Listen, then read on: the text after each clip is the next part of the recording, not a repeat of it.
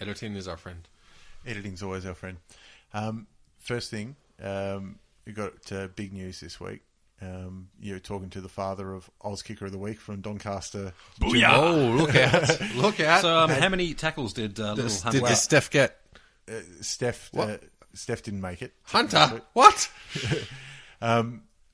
It was he was so proud of it too. He was telling everyone, like, I think I really did well today. I thought he was being proud that you were dad of the player of the week. He's like, Dad, you did a good job. Yeah, his tackling's on point, but it was more the fact that he tackled somebody and then the other kid started giving him ones in the face.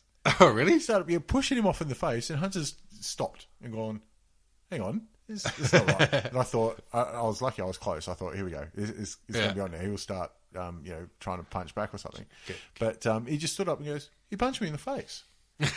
Because in his head, like, he's gone, I'm playing footy. Yeah. You're not meant to punch me in the face when you're playing footy. And the parents of the other kid grabbed him and took him away, and he was allowed to play. But then, he kicked a couple of points and got his Oz Kicker of the Week, which gives him a free hat. Oh, nice. Yep. I mean, you still be disappointed if there was a little bit of a collar choke in there or something. No, he was just totally he's totally in the mentality of, I'm playing football. Yeah. I'm not meant to, this isn't meant to happen. So he didn't retaliate. This is bullshit. Hey, look, that's a pretty big achievement, but I think I can top it. Today, went to see Mad Max Fury Road. Okay. At the cinema. Cass has taken fucking forever because she went shopping and woman. As she's waiting, I'm like, oh, fuck, bored. I see those skill tester things. Yeah. And I'm like, I got $2 change. Threw it in. Won an Iron Man. Iron Man did the skill test. With one $2 coin. It went in, got him, came in, bang. Oh, I worked at That Video never Easy. fucking happens, especially at the cinemas. Yeah, absolutely. Like I say, we used to have it at the video store I worked at too. We had the school test one with all the Warner Brothers, little, Tweety Bird, and there was fucking, not Roger Rabbit, because he was whatever, but obviously having the keys behind there, we realised that you could turn up the strength of the claw and whatnot, and so whenever it was my go, you'd go in there and you'd turn up the strength of the claw, and we'd do all dodgy shit, like if we needed change we need dollars or $2 coins, then we'd change the 20s in there. Yep. Didn't realise it was owned by the bikie gangs in Broken Hill. Good move, that one. Yeah, the dude comes in, it's $50 short. I'm like, definitely wasn't me. I'm looking at my mate who's shooting himself. Yeah. He didn't just change the 20s. He took a bit for some booze money as well. You dumb son of a bitch. A smart motherfucker got away with it. He got free booze. See, go for it. We didn't get the keys to the skill testers at our video store. Yeah. But what we did find out that if somebody put in money and it broke, what we were allowed to do was put a big X on one of the $1 or $2 coins, and they give that money to us back. So every week they're like, there's 20 coins in here with X's. I'm like, yeah. But then we thought, well, that's just, that's not right. There's a lot of processing in that. So when we're doing cleaning, we found out that the vacuum cleaner, you could stick it up the shit. Just pull them out like that. Easy as shit. All right. Well, so anyway, from the father of the Oz Kicker of the Week from Doncaster Junior Football Club, let's get into round 7. Kicked off on Friday night, which finally a fucking Friday night that's worth watching. Yeah. It won't be happening again in round 8, I'll let you know. I don't know. I mean, we went to watch Thursday night, wasn't it? It was a Thursday night. Yeah, that was all right. But it was shit, but pick offences. It was awesome. The Roos getting up over the Dons. First of all, I loved how salty all the Essendon supporters were. Oh, it's great. North got the rub of the green. Yeah. Jesus Christ. You talk about something else. I just love watching James Hird trying to defend that statement of watch this space. Yeah. We're watching that space, son. Ain't looking too crash hot. I like how in the post interviews, you know what he's thinking. Yeah. You know he wants to say it. Yeah. He's like, Jesus Christ, man, we've already got fines coming out of our asses. Yeah, exactly right. And look, we haven't talked about Asada at all, but there's one thing that's really fucked me off, and I just want to say one thing about it, is that with James Hird coming out and constantly trying to defend Essendon Footy Club, all I think is it comes down to is, did Stephen Dank inject people with substances that we have no idea what they are? And the answer is yes. Yep. That's as far as it goes. Guilty for Stephen Dank doing those things. The players give him a cross on their record for a strike. A strike on their record. And James Hird say, stop being a fucking dumb cunt. And that's it. That's it. Get on with footy. Everybody at Essendon, like Paul Little, I'm not mentioning you by name, just no more press conferences. Don't be dumb cunts. That's it. Yeah. Get on with footy. Yeah. You're not rule breakers like habitually. You're not cheaters. No. You're not rule breakers. You're not intentionally trying to do something wrong. You fucked up. You're guilty of being dumb. You're not guilty of trying to cheat. You're guilty of being dumb. That's it. Let's get on with AFL. Done. Exactly. Stephen Dank, fuck him. On with AFL. No, move on. Yep. Lindsay Thomas kicked 5 from about 6 kicks. Took a couple of good marks too. Yeah, he took a nice 180. Back facing the wrong way. He was involved in 2 of those decisions with the umpires. It was funny watching the game because Cameron Ling had a crack at him for that lifting the armour. Yep. You tackle high on the bicep. I reckon I already know where you're going with this. Keep going. Yep. Tackle high on the bicep. Lindsay Thomas would lift that arm up, and so the arm goes around the neck and jaw. Okay, hang on. Sounds like Dean Solomon, Cameron Ling. What did Cameron Ling say about the same movement on Saturday night's game, which was the Geelong game? I do believe he was actually saying that was definitely a free kick for Selwood. And what a skill it was. Yeah, exactly. So look, I'll be completely honest. I hate the players that play to that rule. I don't think it's good football.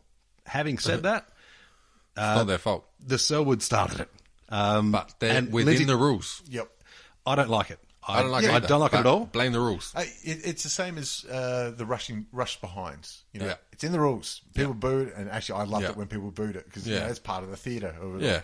But it's not like it's a secret anymore. Yeah. And you know who they are. In that same token, what I don't understand is the out of bounds deliberate rule where if you pretend to sort of fumble it over the line, then that's okay. But if you gain 50 metres and then it goes over the line, no, you can't be doing that. That's deliberate out of bounds. I would have no problem if they added a deliberate out of bounds 25 metres. If you've gained 25 metres, there's no deliberate out of bounds. I agree.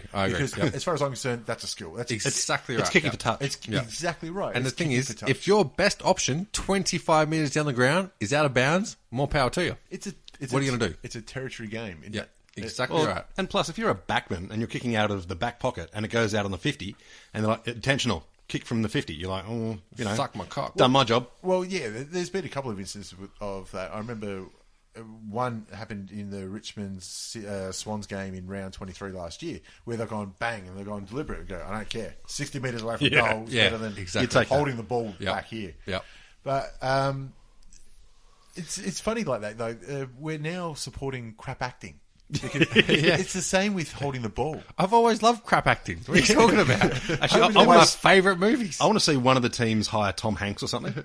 Billy Madison? Just get him in. Edward Norton, he could show them, you didn't hear our movie podcast, obviously. Edward Norton, he was up there with the greatest. Don't mention him with the same name as crap acting. He could, brilliant actors. So I have no idea how Edward Norton hasn't won an Oscar. He comes in and all of a sudden you see the pathos in the out of bounds. Like you see the regret, just like, no, it went out. I'm ruined.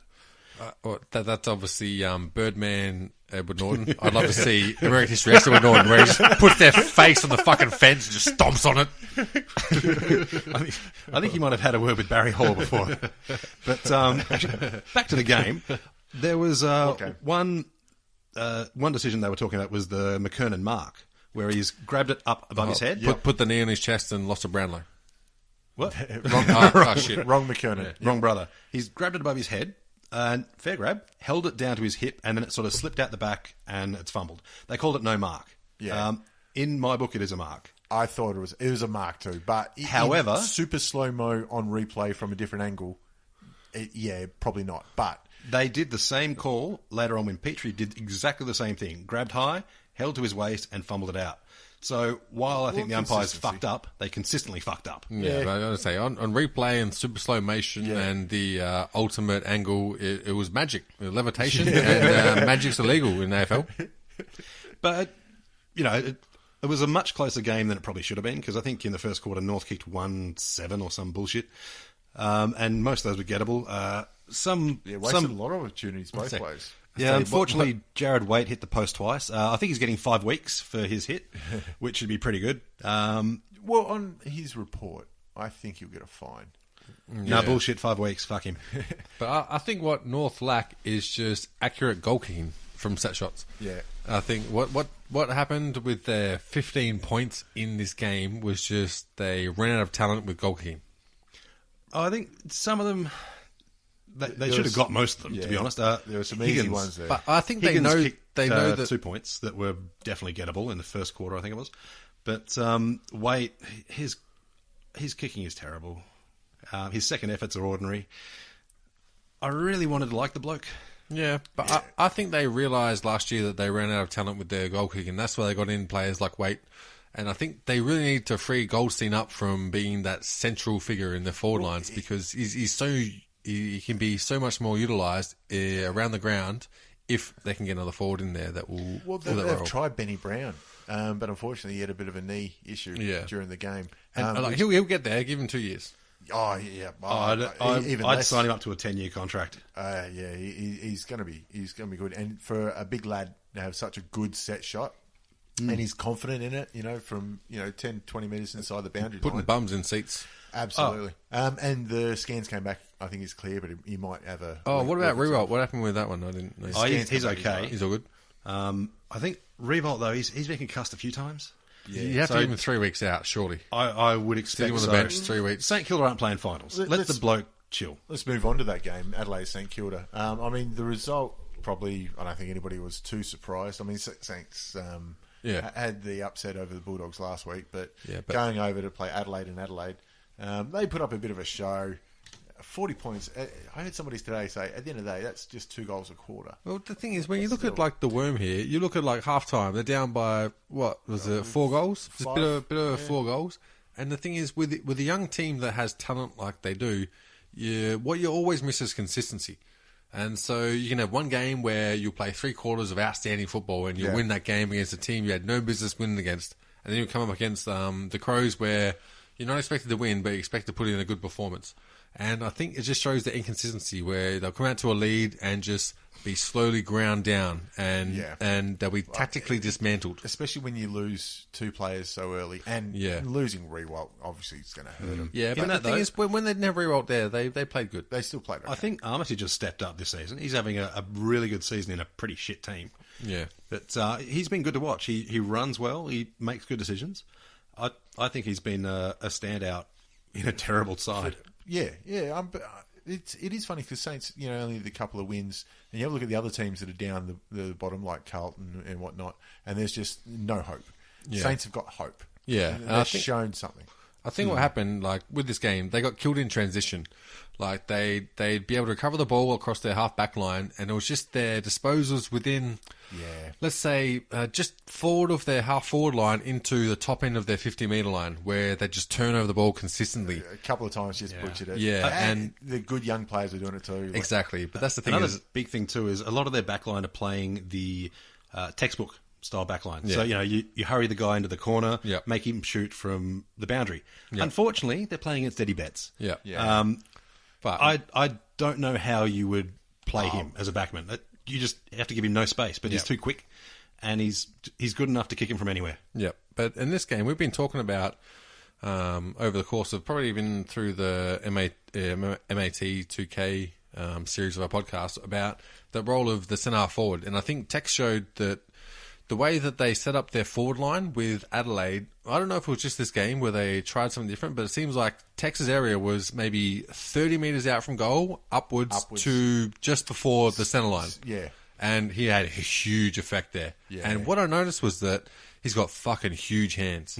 Big hands. And it reminds me of Phil Jackson talking about Michael Jordan. And he said Michael Jordan had that. His competitive edge was his competitiveness. Yep. That's it. He wanted to win more than anyone else. It didn't matter what they were doing, he wanted to win. Yep. But his physical skill was down to his huge hands. Yeah. And he could do things. I remember there was this one play where Adelaide were coming through the middle and the ball was delivered to Tex and he was hot, someone right behind him, and it was delivered right to his feet. Yep. And he's picked it up, big hands, and given it on the up while falling forward so that it would free up the play running forward. And that's what you need from those people, just those big hands and that smart head. Yeah, I was about to say, you've got to have the quick mind to go with their hands too. And so and the thing is, there was lots of doubt with Tex being the captain coming into the season, just whether he's got enough of a presence. Or if he's too much of the lad. Yeah. On field, mate. Yeah. Nothing, no worries. Like that sort of play where you pick up that ball and hand pass it knowing you're going to fucking eat dirt. Yeah. Like your face is going in the turf. Didn't care. And he's got the skill to be able to see this ball coming in. It's short. I've got to pick it up and handball straight away and you've got to execute that within a split second. It shows a real skill that it's hard to teach, you know. I'll tell you what, though, that picture a while back that I think it made the Woman's Day when he comforted the small girl, I think there was actually a 1.3 on the Richter scale, the amount of panties that dropped. Oh, bullshit. I've tried to comfort heaps of small girls, man. I got fucking lawsuits. That's what I mean. But he comes across so well. And he does. Pretty much because he's not trying to come across as anything. He's just... It's country boys. Country boys. They're brought up well. Brought up right. Pretty much because his mum would beat the shit out of him if he didn't do it too. Oh, his mum's a fucking saint, let's be honest. He cut my hair for years, actually. She did. She's a fucking sweetheart. Yeah, she's one of the nice ladies you meet. And Eddie Betts bagged the lazy sick. What do you say about him? I think when you're on, you're taking marks like that on the goal line. When you're on, you're on. Yeah. And I'll be honest, at the start of the season, I was one of the people that was saying, Eddie Betts' pocket, bullshit, fucking Portress, nah, Don Bradman's ground. Yeah. Hey, look, in the winter, mate, it's all Eddie Betts. Eddie Betts. I am never been happy to be proved wrong. He's on reported 600 to 650 or whatever it was, and a lot of people said he was overpaid when they signed him. Underpaid. Underpaid, yep. Quite clearly underpaid. Yep. Very clear. I was one of the ones that thought, you'd expect a couple out of him. I thought he'd be handy. Hey, look, but fuck me, he's a game winner. When he went to Adelaide, everyone's saying he's not Cyril. He doesn't deserve that much.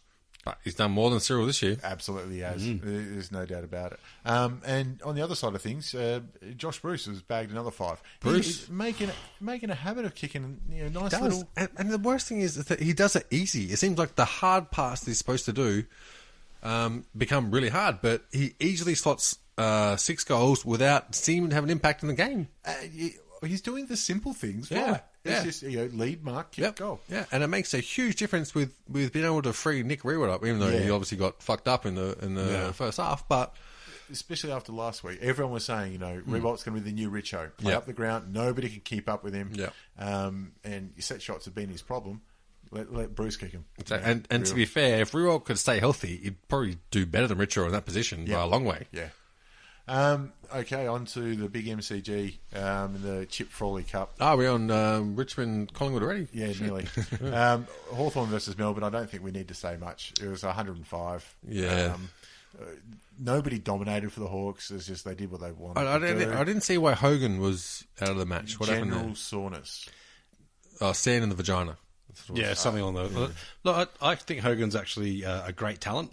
I think he'll show a lot of that talent once he leaves Melbourne. It wasn't only him out. There were a few... Newton was out as well. There were a few young talents that... A couple of others. I mean, Salem has been good for them, and he did his hammy in the first or the second. Yeah. But to be honest, it's only 2 Melbourne players had a good game. But I wouldn't be surprised if Paul Roos had said, this is a game we're not going to win, and this is a game where I'm going to test some players and put some players out and see who really wants it. I think Hogan's a shoo-in for making their start. That might have been the case before the match. I think at halftime he's like, what the fuck are you guys doing? I mean, before the match, Jack Watts dropped himself. Fuck that, I'm not playing that. Yeah. I couldn't blame him. But they only had 2 players that I think played well, and that was Pedersen, who was the late inclusion, I think, for Hogan, who took some nice grabs. Yep. And Garland down back, although he made some shocking mistakes. Yeah. Where do you see Jack Watts next year? Because the big rumour is that he's not going to be at Melbourne. The thing is, I actually agree with that. It's not so much a rumour, it's more a suggestion that he should change clubs. He should leave. I don't know. I kind of agree with it, to be honest. Williamstown? I'd like to see him follow old Tom Scully up G2S.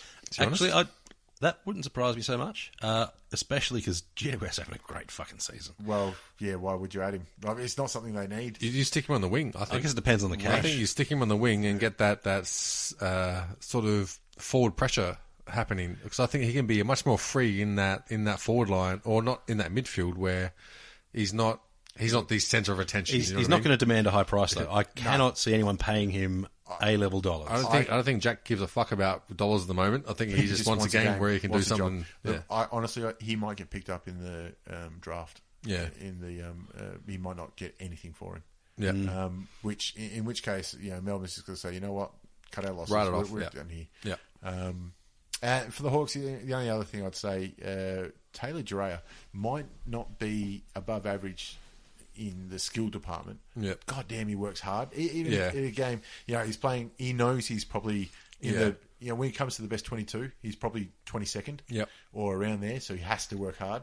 But having that kind of mentality when the body catches up and everything else, it's something that you can build on. Yeah, and I thought that was really good. But you've heard the old saying that success breeds success, and I think that's what the culture is down at Hawthorn, where you're competing for those few positions that you're viable for, work hard because premierships are on the line, and everything you've dreamed of is on the line, and everyone's pushing each other. Yeah, that motivation has got to be just all encapsulating in training and in the club rooms, the whole area. It has to be, it has to be overwhelming that you can achieve your dreams by being here and doing these things. But, good point. There's just one thing I want to pick up on Hawthorn at the minute, because they're sitting 6th on 4 and 3.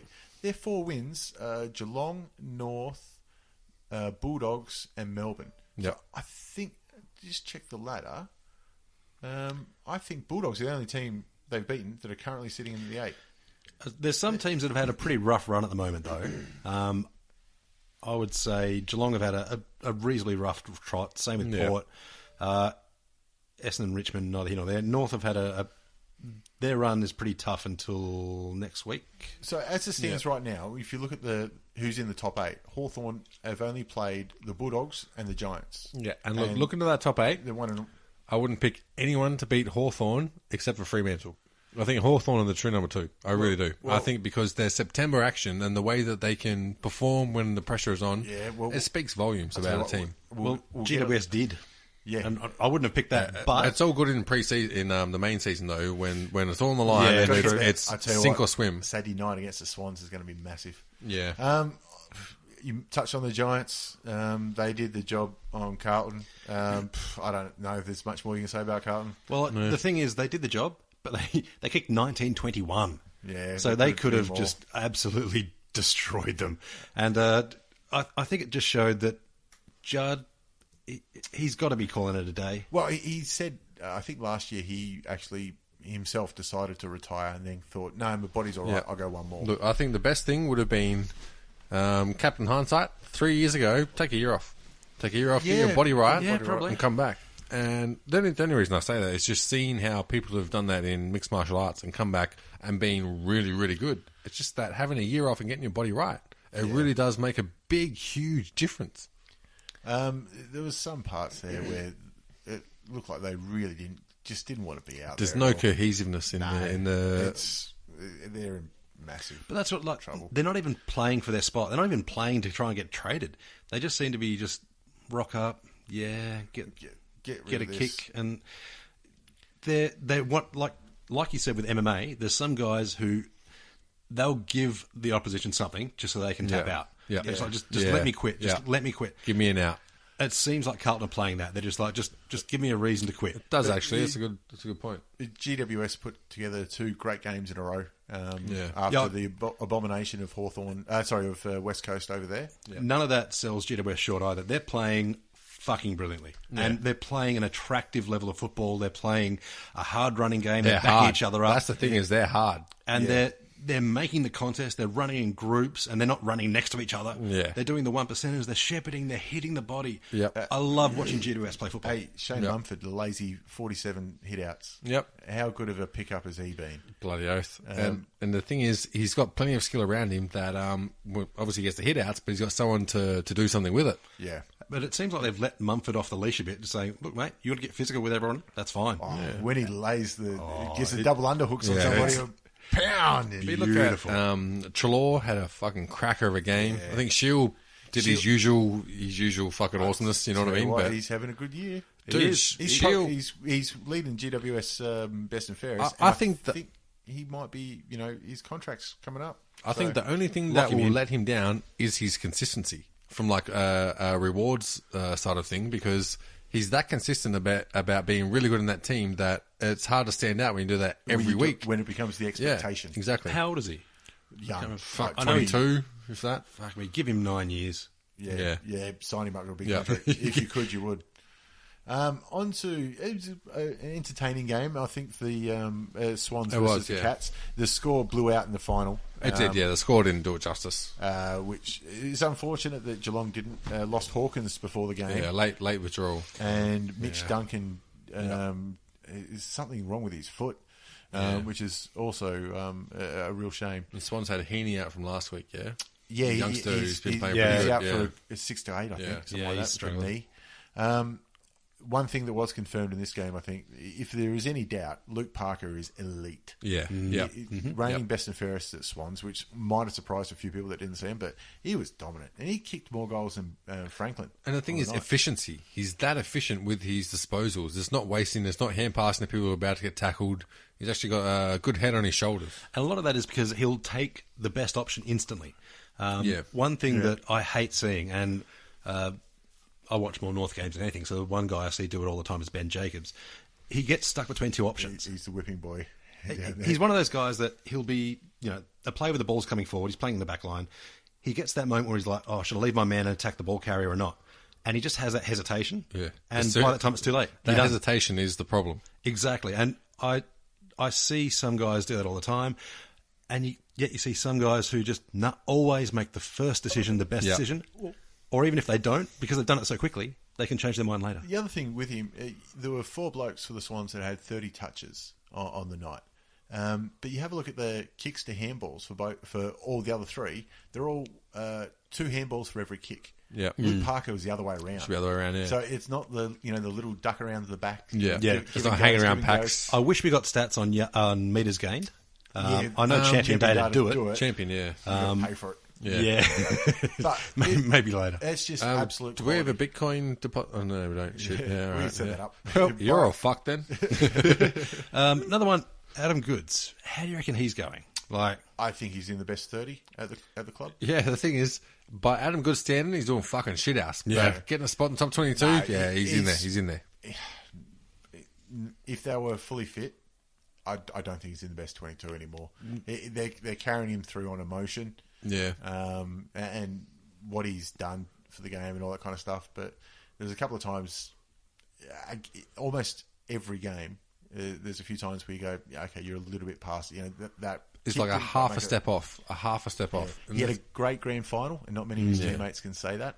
But he's not in their best 22. Because what I see is that he can see what needs to be done. It's just from that thought and put into some sort of cognitive action. The mind is it's delayed, and that's it. And there's nothing you can do about that. He's got a good football brain, but he's getting old. Yeah, that's it. And there's nothing you can do about it, man. No, it fucking sucks. It catches up with everyone. Except fucking oath. His best thing was the fact that he was extremely mobile for a guy his size. Yeah. And he's not that mobile anymore. He's less mobile now. Yeah. It's not to put down his achievements. He's a spectacular footballer still. Absolutely. I just don't think he's in the best 22. No. Swans are a great side. And so he's not in the best 22. As a Swan supporter, you would hope he's not in the best 22. Yeah, that's a good point. But that's when there's plenty of guys who are in the best 22 of other sides that wouldn't make the best 22 of Sydney. Yeah.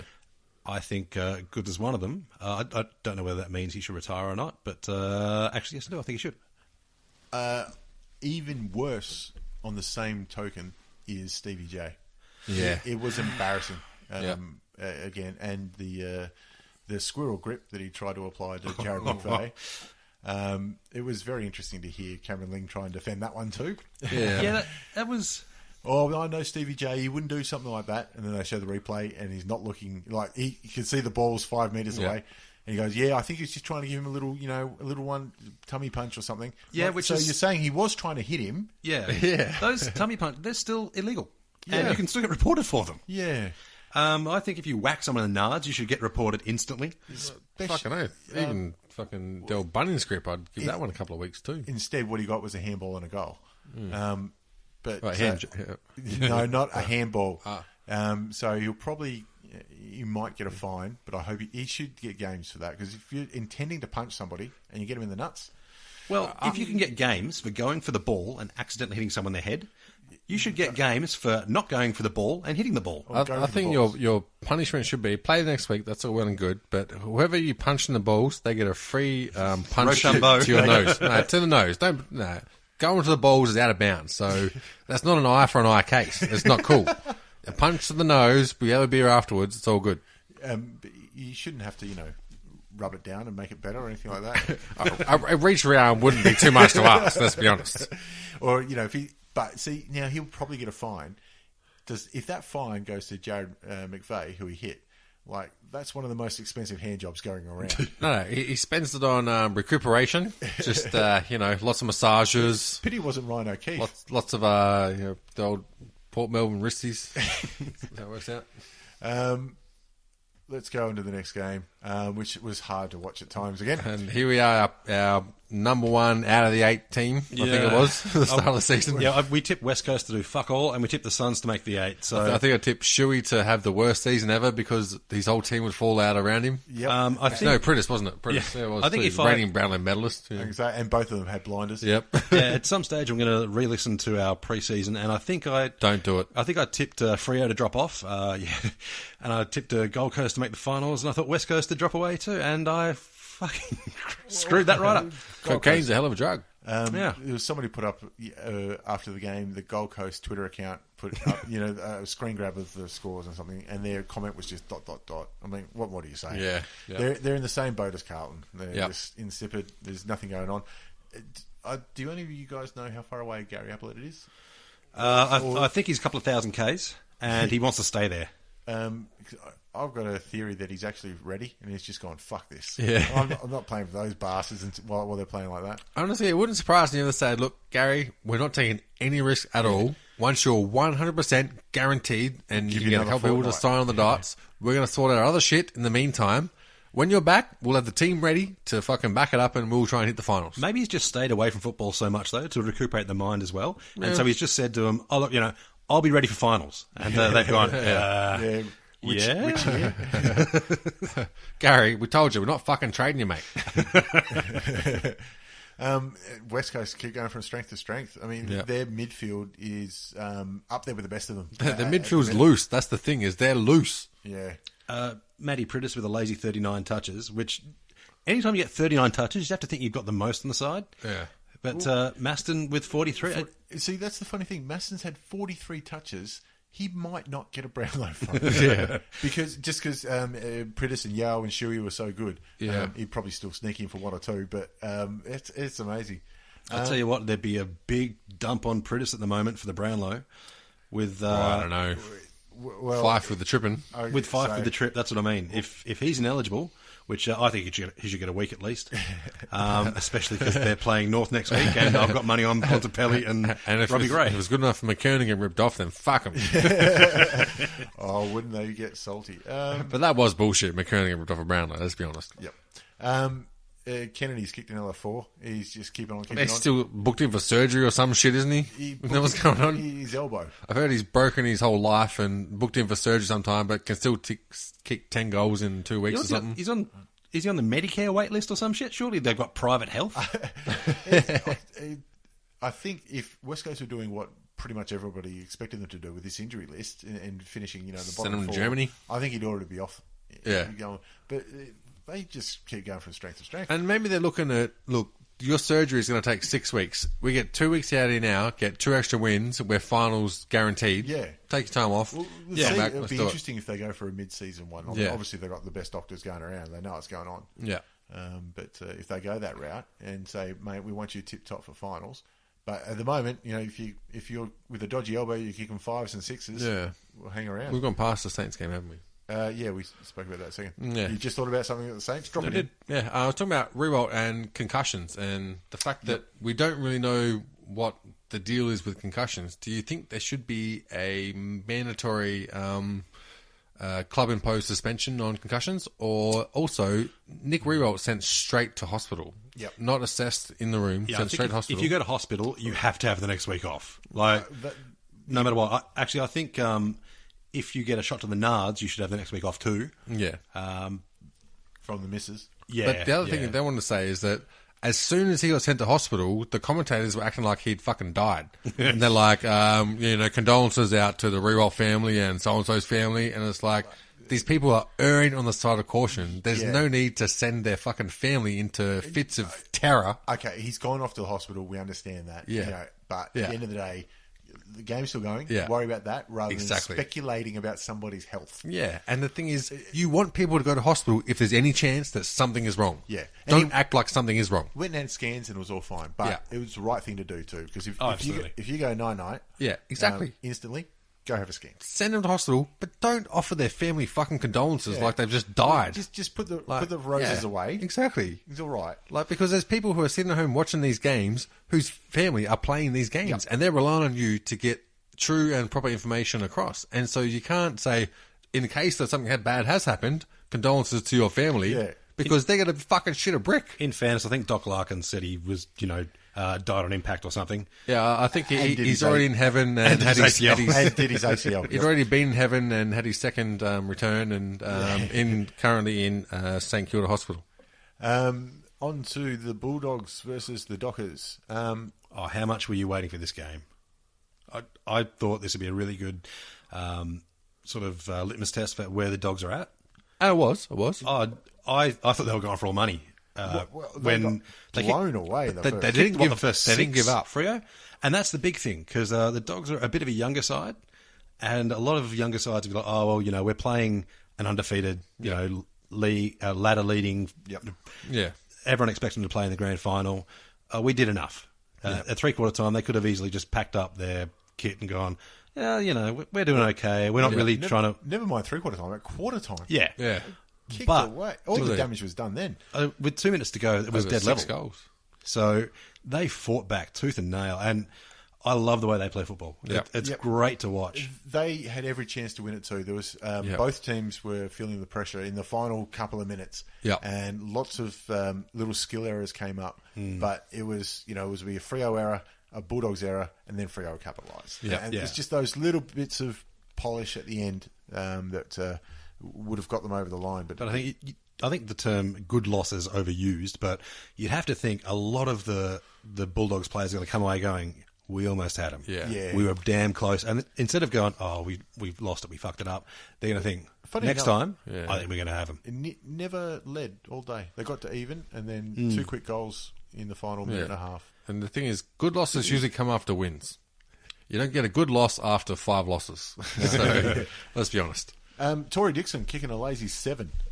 I don't know if that's an indication. Like, if we said somebody's kicked 7 for the Bulldogs, you think, maybe Stringer popped up or Boyd. Yeah, or you think that they won. Yeah. Absolutely. Or, even Cramery. But Tory Dixon kicks 7. Actually, speaking about Cramery, you haven't heard a whole lot of him, but Bulldogs have been doing very well with lots of contributors, because it was always expected that Cramery was going to be the key focus in there, because he did pretty well at Essendon and showed a bit of potential. And did okay, yeah. Had a lot of outs with Bulldogs in regards to their sort of centre line forward.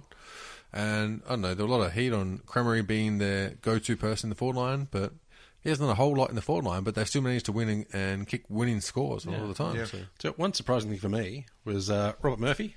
I think he's been drinking from the same fountain as Brent Harvey and Dustin Fletcher. Just gets better with age. He's come on leaps and bounds. I'm flabbergasted at the season he's having compared to the season he had last year. It's just sometimes the players, when they get given that mantle of captain, they can wilt under it, or it can make them, that 10% better. And good for the Dogs. I think it's more than 10%. I mean, exactly what's happening. I don't know if you've ever seen Irish sports, but they come into their prime at 40. So expect big things. Super Pav kicked the sealer in the final one. It was a nice little tap around the corner. He's not looking like he's going off. Well, remember that last year people were saying, this will be the last go around, and then, he's going another year. Jesus Christ. You'd have him in your team. Like, any clutch kicker and team leader like him, every team wants one. And I tell you what, you just hope that Pav wins a grand final before he retires, because he's stuck with that Freo side, and it'd be one of those stories where you've been through the lows and you deserve the highs. Obviously I go back to Hawthorn. It's like Crawford finally getting it exactly after 300 exactly right. games. Yep. I'm not sure how many Pavs played, but he'd be up close to Crawford's. Crawford, I think, has the record for longest amount of games before your first premiership. But you see Pavlich being someone like Rewalt or who would you say in the Hawks team would be the sort of equivalent to re-roll. Thing is, I would say his leadership on the ground would be similar to maybe Mitchell or someone who pop up when they do it. I was going to say Hodge, but maybe not quite at Hodge's level. I think of him sort of as a Jonathan Brown. Probably like that role. Probably not. When the game's on the line, he'll say, "Get the fucking ball to me." Yep. Yeah, and he'll get the blokes around and say, "Look, if you're in trouble, let me fucking know. I'll sort that shit out." Yeah, very reliable. That's actually a good point. Is that I think when it comes to actually having that true influence on the result of a game, football is very hard because you've got 18 teams and it's a huge fucking oval. You can't be everywhere. Whereas someone like Jonathan Brown was like, "Get the ball to me, I'll take care of it." Where I think someone like Luke Hodges, "I'll get the ball and you guys go where you need to be." Yep. And I think that's the big difference with players who can turn that game into their own favour on their own back. With the Fyfe incident, do you think that Freo fans' hands went to their heart first or their wallet? Because there's a lot of nervous Brownlow bettors. They're looking at that going, "Please, just a fine, just a fine, just a fine." And there's a lot of bookies who have gone, "And we got a chance here." I like that Freo have already started laying the foundations. Hey, look, you don't rip someone off a Brownlow by doing something like that. Let's be honest. They're trying to say that it was the surface. It was slippery. Because there were players, he slipped over just before it, but he didn't slip over when he did the old grassy knoll. The only time you call that intentional is if you've never played a fucking game of footy in your life. Because if someone's trying to get past you, your first instinct is do whatever to stop them getting past you. Unfortunately. You stick everything out. Yeah, Dustin Fletcher's been done for this about 10 times in his career. Jared Roughhead got done for it last year. It's like, unfortunately, the MRP love giving out 1 games for these knee-jerk trips. Yeah. It could cost him a Brownlow. So with that, it only costs him a Brownlow. He's only eligible if he serves a game. Is that correct? Yes. Yeah. So if they offer him a 1 and it gets talked down to, say, 90 carryover points. Reprimand and the fine, he's good. And that's the new rule, I believe, that's just in play this year. Or could have been last year. Yeah, so if the MRP goes, well, you've got 1, with an early play it goes down to 97 carryover points and reprimands. And I don't think they do carryover points anymore. I don't know. Actually, what actually happens with a reprimand? Is it literally a reprimand where someone goes in there and says, "Well, Mr. Fyfe, you shouldn't have done this"? I hope it is. I want to know who does that. Like a soccer referee where they don't pull the card out until you're standing like right in front of them. Yep. Like, no, you come right here, son. I hope someone dresses up. The only other thing I can say is I'm glad it was a great game because obviously this was the A-League Grand Final. Yeah. Which turned out to be 3-0, so it doesn't matter. Yeah, with 10 men. Okay, on to the Sunday games. Hang on, that was a Sunday game. The second Sunday game, the one at the big MCG, it was the traditional rivals, the 35-year anniversary of Richmond's last premiership over Collingwood. Yep. And poor old Tigers, slow out of the box, but turned it on. Well, it wasn't pretty, and that's both teams. To be honest, I didn't see the first quarter. I looked on my phone because I was actually getting to a TV screen ASAP. And I saw that Collingwood were up by, I think it was 20 points or something, so I stopped hurrying so much. I told the missus, maybe we'll go out for lunch. So we went, checked out a winery, and then came back, and all of a sudden, Tigers were in front by a couple of points. And so I was like, shit. It was very much an ebb and flow game. It was 6 in a row, 5 in the second quarter. I think. Yeah, it was 6 in a row, and then they gave back 3, and then another 6 in a row, which... What the fuck happens there? But it was the second quarter. We were down in the first. 8 goals in the second quarter, I think, and they only kicked 15 for the day. And 5 in a row to start off the second quarter, which got us back in front, I believe. We are. And there was a couple of dumb decisions. I think there was a 50-metre penalty given away by Heath Grundy. Yeah. That, Collingwood had just wrestled back some control. Yeah. And then that gave, I think, Cochin a goal, and then the next one started. But I'll tell you what, Trav Cloak... He was up and about, though. And he had an awesome tackle. His ability to go to the second effort now, in this game, was fantastic. I still think he's in a bit of strife, but he's working hard. His goals were from out on the arc. He kicked 3 straight, I think, and then that's when he started spraying a few, and he definitely sprayed. And with Trav, it's not his ability, it's pressure. That's all it is. It's all mental. It's how you handle pressure, and that's all it is. You missed one from the pretty much in front that you should have got at a very vital point of the game. But the thing is, with this game, as a Richmond supporter, you're still very worried that they had their third quarter fade out again. Yeah. But Collingwood didn't capitalise on it. And that's where the game was lost for Collingwood. And Richmond just did enough to plug away in that 15 minutes, I would say, for the last half of the third quarter. And Cochrane did enough to be able to get some possession and get it forward. But honestly, Collingwood should have put him to the sword in the end of that third quarter. And it should have been a nightmare press conference for Damien Hardwick. But as it was, it wasn't. When you've got the advantage, you've got to make the most of it, and that's where the Tigers won this one. Well, that's what we say. Advantages are taken, not handed out. So at the end of the day, we've given out advantages so much, but at the end of the day, this is our time to take one, and we did. But it wasn't pretty, and you still take the win from it. Yep.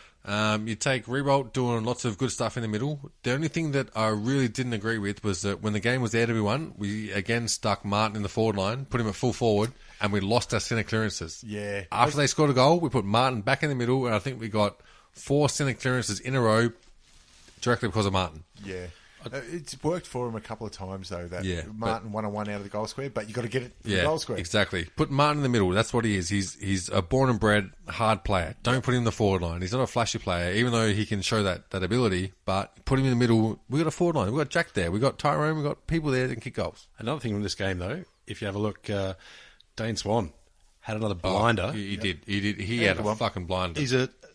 We're seeing so often players who, they have a quiet year, and if they're over 30, everyone's like, maybe they're done. Yeah. And then, Murphy, Swan, they're in the form of their lives. Yeah. And part of that is probably because they're not attracting the number one tagger anymore. Yeah. But still to get, 32 touches, a couple of goals. But they're all quality touches, though. That's the thing. Like he won marking competitions, and it wasn't from out marking people; it was out positioning people. That's all he did. Strong call. Yeah, that's what he did it fucking perfect. He's a footballer. Yeah, like he outmarked Batchelor, he outmarked Rance. He's not the fastest guy. He's not the highest flyer. Yeah. But he's like a Michael Voss. He'll make the right decision on either side of his body, and he'll get the players around him to do what they need to do as well. He's got a good eye for the footy. Yeah, and he knows where to be. Absolutely. Now, I'm going to say this is one of the weirdest... This is the bullshit cup. The weirdest upsets. Yep. Brisbane over Port. I think it's a matchup that... I think that it was just pure fluke. They matched up much better against Port than they do against anyone else. I don't know. I mean, on the scoreboard, 17 points isn't a good outing.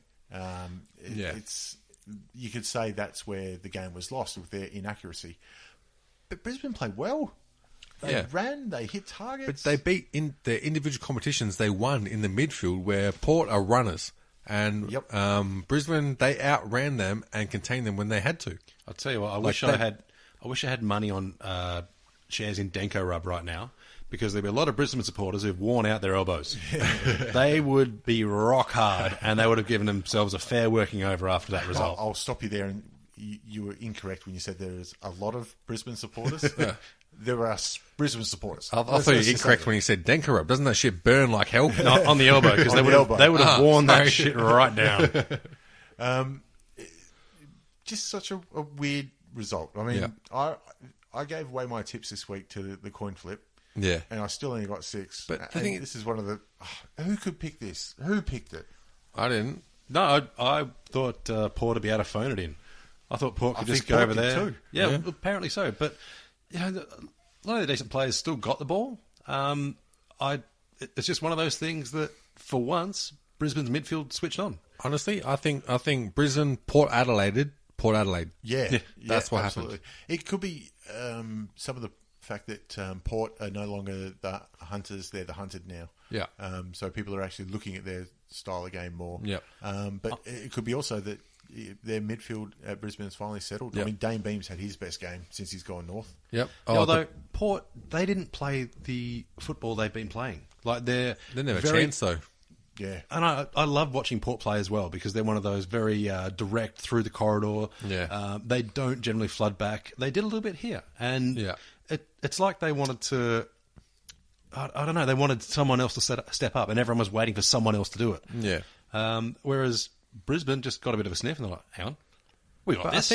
I think Brisbane just matched up well. With Port Adelaide, like they got out, early to a couple of goals, but I I think Brisbane pegged it back, and what they did was they out-muscled Port, and Port are a running team. And if you looked at people like Wingard, and they're the players that they're not the key players that are going to run, but they're the secondary players. Yeah. And they're the ones that link up and push it forward and end up with the goal, especially when you look at Westhoff at forward. You'll see lots of time Wingard in pockets or Wingard on forward flanks, giving to Westhoff or kicking goals. Yeah. And Brisbane made a concerted effort to shut those people down. And whenever you saw Wingard get the ball under pressure, straight away, jump up and grab it, getting tackled, it made a huge difference. And Port Adelaide, they're always going to be able to get a few pieces of play where they've got a free run and they can show what they can really do in open space. Yep. But Brisbane really made an effort to shut down that space, and they've got the running players that could do it. And Zorko did his part, and Daniel Rich, I think, had an excellent game.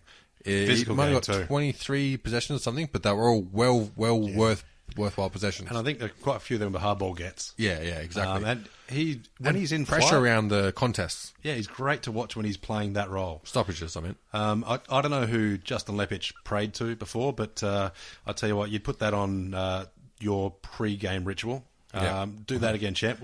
In fact, whatever everyone at Brisbane did, do that again next week. Write it down. I don't care if you put your right sock on first rather than the left. Tuck Whatever left you have to do before your right. Don't give a fuck. fucking kick on it, because it came together and they played like a team 5 spots above where they are now. Well, we're talking about how good the midfielders were for Brisbane. Just quietly, Stefan Martin, as the number 2 ruckman, he's had a lazy 24 touches. Jesus. That's not a bad effort at all for a big fella. Bloody oath.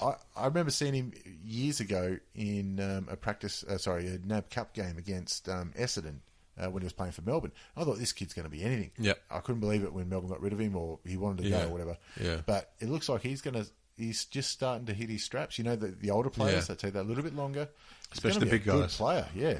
It's funny you mention that because I hadn't really thought about it until you brought it up, but that could be a very key part of that's missing from Brisbane's game plan is that you've got the midfield, but unless you get first use of the footy, it's useless because you're always going to be chasing. Yeah. And so if you've got a ruckman who can set up the centre play or the stoppages into a situation that's advantageous, it sets it up for you going forward. And then he can become that, an extra midfielder around the ground if he's getting that much of the ball. Exactly. Maybe that's a key. I'd like to see what he's done in the previous games where they've lost and see if that is really a factor. I think that might be a vulnerability of Port too, because even though they've got Paddy Ryder there now, he's not very dominant in the ruck. He hasn't had a good... he hasn't had a breakout game for Port yet. And that's been his problem at Essendon, was that when he's on, he is unbelievably good. Yeah. And so mobile. He's very mobile and athletic. Yeah. But he has to be free to do it. That's the thing. When he's quiet, he's very quiet. But he's never contested possession person. He always has to be free to be able to do that. And so you need someone to be able to draw attention off him, which Port just do not have. Well, yeah, and that's one thing too. Like his contested possession has been a criticism, but he's athletic enough to get into space that he doesn't need to contest the ball. Yeah. But, however, when someone's slotting back and filling up the area he's running into, he struggles. And even if that bloke's much smaller than him, which often it will be, he can't handle the body for some reason. For a bloke as physically talented as him, he's struggling. He is a bit of a beanpole. He is. I mean, he's not much. He doesn't have lots of core strength. Yeah, but again, if there's a vulnerability for Port, it's in their ruck. Yeah, well, Lobby's been back for a few weeks now. You would have thought, if he wasn't right, he wouldn't be playing. But, with those two, Lobby and Ryder, they're quality. But they're not... I wouldn't put them as elite. They'd be expecting more out of Ryder. Yeah. I wouldn't say Ryder's going to work hard for his possessions. That's the thing. Yeah. You need someone to be able to put him in a position where he can work magic. Yeah. So that's the fucked up round 7. And my tips, I've sacked the coin too. 6 I got by doing a coin flip, which is the second best round I've had this year. Yep. Going to the Magic 8 ball, I think, from now on. I think I did all right. I'm still scared to look at our pre-season predictions of how team's going to go because... we fair fucked that up. The only thing I think I've actually gone well with was the Saints. I think I might have tipped them as 14th. Oh, okay. And I think I tipped them as 18th. Yeah, everyone else tipped them as last by a long way. Yep. Well, I think my first tips I actually forgot Adelaide and Freo. So, I fucked right up. I thought Freo would drop out. I thought Gold Coast would be in there.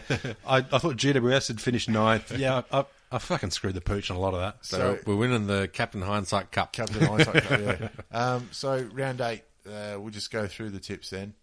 Friday night, Geelong, Carlton. If only you could change the fixture halfway through the year. See, I love Carlton out of all their Friday night games. I love going to Friday night games. I have no intention of going to Geelong Carlton Friday night. Carlton, Geelong by how many? Will Carlton get within? Is this down at Geelong? No, it's Etihad. Etihad. But I may not even watch the game just because Geelong are not an attractive side to watch footy. I'll tell you right now, I'm definitely not watching the game. Straight up. If Hawkins plays, it'll be 100 points. St Kilda versus West Coast at Etihad. Well, West Coast. Yeah, by a long way. Without Revolt, I don't think I'd watch the game either. Because one of the reasons the only reason to watch St Kilda is to see Revolt flying on that wing. I want to see how he does. Saints did well without Revolt, though. Yeah. I think that's what gave the young kids confidence, I think, was having the freedom to not have to cater to Revolt. I'm not saying they won't do well. I'm just saying they're not playing the sort of attractive football I'd want to pay $25 to watch. Yeah, I think they do. It's just not consistent. I think they'll have 10 minutes, 15 minutes of playing really good fast footy, and then they're like, shit, we're playing really good. Yeah. And then all of a sudden, it's fucked. So I think that consistency is what they're missing. I think it'd be an all right game. I mean, they knocked off the Bulldogs there, but West Coast still. I'm going West Coast by 6. So I'll put Pritis in for a lazy 40. He gets 40 touches. Easy, I'd say. Yeah. GWS versus Adelaide at Spotless Stadium is that is the game of the round, right? Oh no, you haven't looked forward between that and Hawthorn. But this would be the game of the round for the most amazing attacking. This is the game of the round for Sydney. in Sydney. No, in Sydney. Not for a Sydney-based team. It's the game of the round for a team in Sydney. But both teams are playing a very attractive football you want to see. The players are all trying to prove themselves. Who knows? Eddie Betts could kick a dozen. Anything could happen here. That could decide the game, who stands Eddie Betts. But look, a fortnight ago, GWS knocked Hawthorn off at the same ground. They're going to be wanting to show that it wasn't a fluke. Yeah. They took care of Carlton last week. Yeah. What a game. I'm really excited for this game. It'll be awesome to watch. I think it's going to be one of those games where you'll want to watch it on the TV box or whatever, where you can actually rewind bits. Okay, on IQ. IQ. That's what I mean. After the TV box. Yeah. Where the fuck are you going? I was going to say, what, you're going to download it? Maybe I will too. But it's going to be one of those ones like, holy fuck, that happened. And you'll rewind it again because the commentary will be talking about fucking pigeons or some bullshit. But I think with GWS...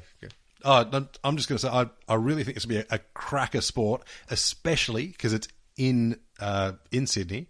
And anyone who goes along to the game will get their money's worth. Absolutely. They'll turn up and they'll just be like, fuck me, this is brilliant. They should be able to fill out this ground. If they leave me stranded on that comment, I'm going to fucking smash it. No, that's actually a good point. Like, if this game doesn't get the GWS local fans excited and get them into their seats, because this is what they're going to be competing for to make finals, I think, this spot. I don't care if you go for fucking Adelaide. If you live in Sydney, go watch this game. I don't care. Like, if you go for Collingwood, if you go for Hawthorn, go fuck yourself. Fuck it. I tell you what, watch this game. It's going to be a great game. It's going to rate its ass off on the TV box thing. Gold Coast versus Collingwood at Metricon. Now, see, this is the game I don't want to watch. This could be a 0-0 draw if they give Cloak all the shots on goal. I think that's the only way Gold Coast can win this is zone off Cloak. Let him have shots from 30 out, and then work on bringing it out from the behind. Actually, who did Collingwood play next? Like the week after this one? In round 9, Collingwood will play. Let's have a look. North Melbourne. Fuck. So if Cloak has a day out against Gold Coast, which is entirely possible, he'll get his 20 possessions, 7 goals straight. He'll be pumped, full of confidence when they play North, and he'll give us a fair toweling. So I'm hoping they play 8 people on Cloak, and with a bit of luck, he might get the yips and still have them the week after. Just quietly, I was just checking something else as I was cycling through there. The team that played Carlton the previous week has lost the following week, I think 16 games in a row or something like that. Jesus. Brisbane, upsetting Port, broke that streak, which is amazing because you would have thought, they'll lose that. No worries. Yeah. Anyway, on to the grand final replay. Sorry, I'm going Gold Coast. Oh, you're going Gold Coast. Yeah. I'm going Collingwood, and by a long way. No, I'm going Gold Coast. I think you can go Gold Coast. I'm not saying you can't. Gold Coast are the ones that we tipped to be the GWS of this season, more or less, of how it's turned out. How it's turned out, I think Collingwood they're too big in the midfield. They'll kill The grand final replay, Hawthorn versus Sydney. This is a real test for, especially for Hawthorn. Got a few outs too. Might get a few back. Might get a few back. Lake might come back. Oh, okay. Hodge and Lewis will be back? No, Hodge isn't. Hodge ain't back. Lewis ain't back. Is he? Lewis is back. Think 1 week. No, he got 2. So it's been 2 weeks. Yeah, it's been 2 weeks. They played Melbourne and GWS. So, okay, fair enough. And Sydney coming off a great hard-fought win against Geelong. Yeah. It's really Hawthorn. I think it's a bigger game for Hawthorn than it is for Sydney. Oh, definitely, Sydney definitely done enough to get their wins. Hawthorn, like we said, have only beaten the Bulldogs out of the teams that are in the top 8 right now. Yep. So they need a big scalp. Otherwise, they're flat track bullies and they're not in the top 4 contention. So it's going to be a great game. Yeah, but I like the fact that this season has come down to fighting from pretty much 3rd down to 10th. Yep. That's where the real fight is. I think that's it's equal points from 3rd down to 10th. It's only percentage separating it. Like your fight is to either have a second crack at finals or miss finals altogether. Yep. I hope it stays that way for this season. I think that'll really even up that midfield pack and make it a bit more even with the struggles that AFL teams are facing at the moment with financial and members and all that. I think, though, the fixture is what's really going to decide that. Because some teams have a pretty hard front end and a fairly easy back end. I think, from memory, North's got one of the easier back ends. And you can never anticipate it before the season. So that's the point, though. Like at the start of the season, the teams that are, really like they're GWS, struggling, rebuilding. GWS. Yeah. No way you pick them just fucking going on a domination. No, not at all. But at the in the final 4 rounds, every team plays above themselves. Yeah. Every team's going, nah. Every player is like, I want to play finals. Yeah. So even if you're 10 goals up, you're going to try and make it 12, 14, 15 because you want to play next week and you want to play in September. Yeah, exactly.